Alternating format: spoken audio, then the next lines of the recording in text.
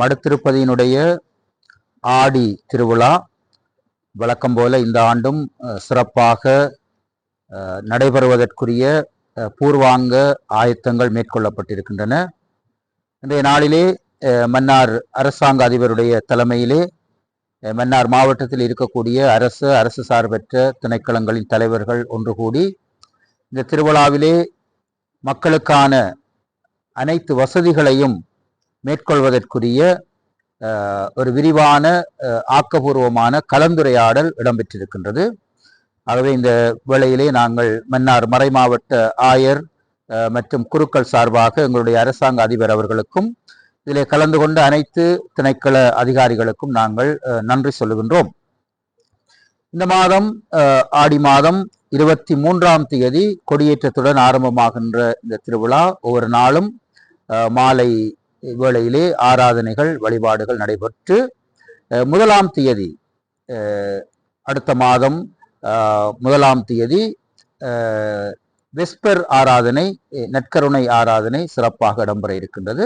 அதைத் தொடர்ந்து அதற்கு அடுத்த நாள் 2ஆம் தேதி காலையிலே திருவிழா திருப்பலி இடம்பெறும்.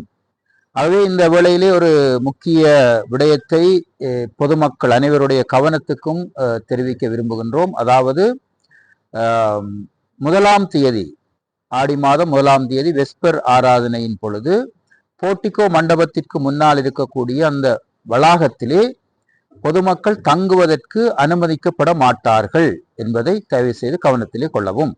ஏனென்றால் அடுத்த நாள் காலையிலே அந்த இடத்திலே திருவிழாவுக்காக பெருந்தொகையான மக்கள் ஒன்று கூட இருப்பதனாலே திருவிழா திருப்பலிக்கு ஒன்று கூட இருப்பதனாலே முதல் நாள் இரவு மக்கள் அதிலே தங்குவதை தவிர்த்து கொள்ளுமாறும் அதற்கு பொதுமக்களுக்கு அனுமதி இல்லை என்பதை தயவு செய்து கவனத்திலே கொள்ளுமாறு கேட்டுக்கொள்கின்றோம். அத்தோடு வழக்கம் போல இது ஒரு புனித பிரதேசமாக இருப்பதனால் மடுத்திருப்பதி புனித பிரதேசமாக இருப்பதனாலே மதுபாவனையோ அல்லது போதை வஸ்து பாவனைகளோ எதுவுமே அங்கு இடம்பெறக்கூடாது, அதற்கும் தடை விதிக்கப்பட்டுள்ளது என்பதை தெரியப்படுத்தி இந்த திருப்பதிக்கு வருகின்ற மக்கள் ஒரு ஆன்மீக நோக்கத்தோடு ஆன்மீக புதுப்பித்தலை பெற்றுக்கொள்வதற்காக மடு அன்னையினுடைய ஆசியை பெறுவதற்காக வருகின்றபடியினாலே இந்த வருகின்ற மக்களுக்கான வசதிகளை ஆன்மீக வசதிகளை மன்னார் மறை மாவட்ட குருக்களும் ஏனைய குருக்களும் மேற்கொள்வார்கள். அதேபோன்று அவர்களுக்குரிய ஏனைய வசதிகளை அரசாங்க அதிபருடைய தலைமையிலே இங்கிருக்கக்கூடிய அரசு திணைக்களங்களுடைய அதிகாரிகள் மற்றும் முப்படைகளை சார்ந்த படையினரும் மேற்கொள்ள இருக்கின்றார்கள்.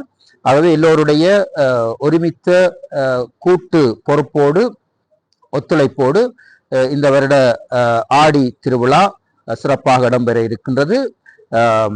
இந்த மாதம் ஆனி மாதம் ஜூன் மாதம் 23ஆம் தேதி கொடியேற்றத்தோடு ஆரம்பமாகின்ற திருவிழா ஆடி மாதம் அடுத்த மாதம் ஜூலை 2ஆம் தேதி திருவிழா திருப்பலியோடு நிறைவேற இருக்கின்றது. உங்கள் அனைவரையும் அன்போடு அழைத்து நிற்கின்றோம். நன்றி, வணக்கம்.